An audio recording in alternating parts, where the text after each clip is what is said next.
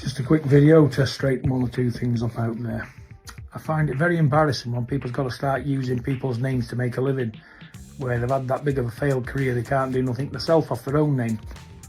So what I'm going to say, make it quite clear, there's no Christmas money for anybody. There's never going to be any paydays out of John Fury because I've worked too hard for my money. But you're there going on the internet, mate, making yourself busy.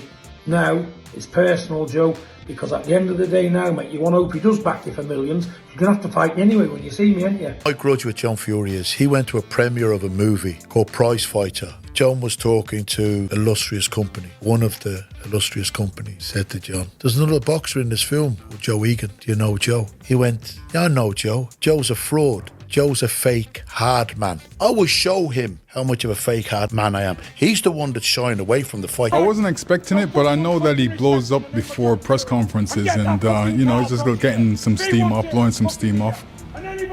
He said he wanted to fight you in your prime. Do you remember that? Yes, he did.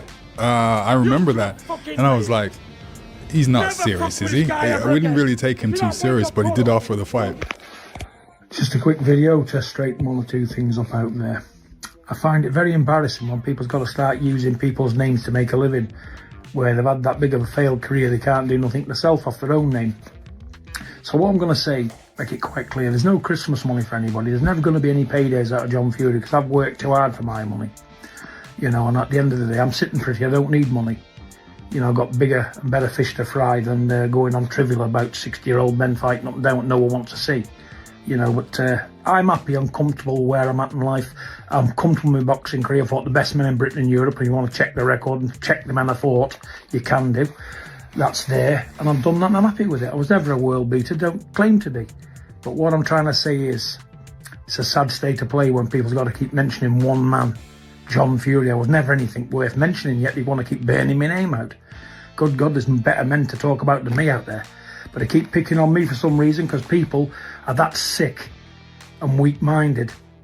They want to pay them 50 or 100 quid to make a podcast talking about me. Who am I to keep talking about? Bloody hell, it's embarrassing, to be fair with you, when people's got to use one man's name before they can get a viewing figure. If they talk about anybody else, no one's interested. They talk about John Fury. But listen,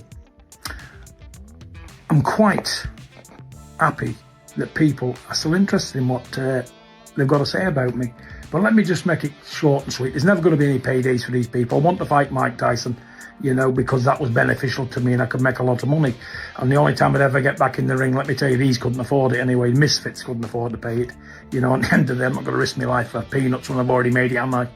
So at the end of the day, I'm laughing, sat here, enjoying life. Success is brilliant.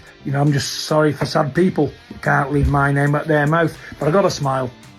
There's no more aggression coming from me. I'm not making any more videos regarding fighting because it's a non-entity now for me. I'm moving on to bigger and better things. And I apologise to everybody I've offended, my bad language and my rants and that. But I'm going to clean up my act from now on and be a bit more sensible, because believe it or not, there's better things in life than to talk about fight, box. And it wasn't kind to me. And I made $4,000 out of 14 fights I had.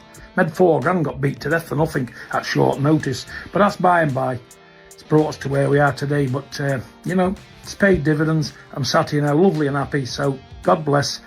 And have a lovely Christmas to everyone. And again, I apologise for my bad language. You won't hear it again. I'm not making any more videos, not responding to any more non-entities. So, have a good Christmas. And I look forward to seeing you in 26. Bye-bye. Hello, John Fury. It's them or day again. Your worst nightmare. I watched you 4 months ago standing up, screaming on the stage. Here I am! Any man alive want to fight John Fury? I'm here ready to go! Then I watched your podcast with Free Bets. 4 months later, a timid shell, a shadow of the man 4 months previous. So, starting off with Joe Egan, how many times do you reckon he's searched for monthly worldwide in Google? Well, and you've wilted. You looked a faded, scared man talking on that podcast. Your bully boy antics have been exposed now, John, by a man that's got the balls to stand up to the bully. Okay? Now you step up to the mark. You come from good fighting stock. You're a travelling man. Right, who wins? Carl Froch, John Fury? I'd watch it. Do you know what I mean? I don't think I could back against anyone to beat Carl Froch on the cobbles. Even on the cobbles? It's a big lump, John Fury, and he is getting on a little bit, but there might be a few illegal moves from John Fury. But Froch is a hard bastard. How do you think Carl dealt with Big John on Monday? He didn't say anything, did he? Just let him get on with it, really. But what are you going to do? Shout out from a TV platform? Yeah, come on then. Yeah, that's not really Carl's style. Let's see if that actually gets in this kind of range. Because if it gets in this kind of range, it's going to be very different. Do you reckon if it was, like, what are we, a foot away from each other? I think if John Fury stuck it on Carl Froch in his space, I think he would chin him immediately. Really? Even live on Netflix? Yes. Because these guys, they don't allow you to do, you can't do that. Do you remember David Hay and Derek Chisora? So Hay was the same thing. Once someone Hay's like, I've got no choice. What do you want me to do? Stand there and just let him get in my face? No, I had to chin him. And that's what these guys do. So if they get in that kind of range, it might be interesting. Is it good promotion? This caused a lot of debate, John Fury, over the past 48 hours. Good promotion for what? Is it going to help sell tickets for Fury Makhmedov? Probably not really. Is it going to create noise? Absolutely. So yeah, look, anything that creates noise is, can be effective, but for the fight, I don't think it does a lot for the fight, but it's John Fury. I like John Fury. I've met him on a number of occasions and I've always felt him to be a very educated voice around boxing. Its recent incarnation over the last 2 or 3 years of John becoming front and centre of the circus, like a Cirque du Soleil horror show, I think that's embarrassing. I think Carl Froch is putting in a video. By the way, Carl Froch is standing right there when he's saying, where is he? Carl Froch is doing his first broadcast for Netflix. He doesn't want any of this. The one thing I don't think Carl Froch is frightened of is John Fury. I know it's theatrics. I know it's part of the show. I know it brings noise, and I suppose in its space it does its job. But is it not just a tad embarrassing? Listen, you said it yourself, in its space it does a job, and I think we live in that world today where now people, it was a press conference that was always going to be maybe a little quiet because Makhmedov doesn't speak particularly great English. He's not really going to say too much. Tyson Fury done his thing and he was talking about Anthony Joshua and the tragedy there and the circumstances for him coming back into boxing. That was all great, but that John Fury always adds a little bit of spice and that's what gets people watching. So I suppose it's done its work. And you've got your own opinion on whether it was embarrassing or not embarrassing. Is it good spice, Holly? Is it good spice? I'll tell you what. Listen. From one side, I'm a fan of Netflix getting involved in boxing because it broadens it out in so many viewerships. But on the other end, I sometimes question what Netflix puts on. And I'm saying, do they really have the best interest of boxing, or are they just looking for the clickbait of the moment? And when you're looking for the clickbait of the moment, this is yet another example of that. The Furies have a lightning rod image. Obviously, Tyson backs it up. He can fight, okay? Yep. He's accomplished everything. But then you got this kind of thing here. You make the point about Makhmedov's not really an opponent that's going to sell a fight either. Fury's just coming back in as well. People love a train wreck, man. I hate to say it. We're in a generation where the train wreck sells. To ask you, where's Big John Fury, the fighting man? Where is it? Where is he gone? I've got to ask you while I've got you on. You can two me.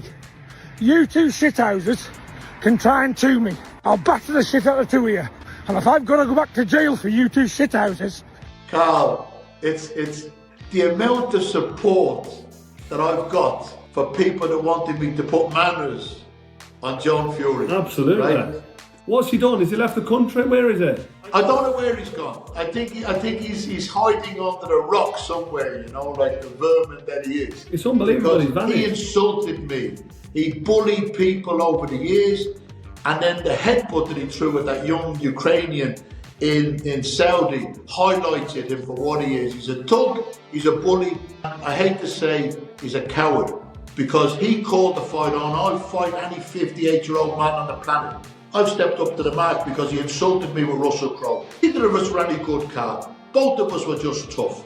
My chin's been hit by 4 heavyweight champions of the world and not knocked out. He got hit by 1 and was knocked out. So I believe my chin is better than his. We're too old to dance around the ring. We'll stand in front of each other if he gets the courage to get in with me, and we'll punch until one of us gives, one of us breaks. And I think he would break before me.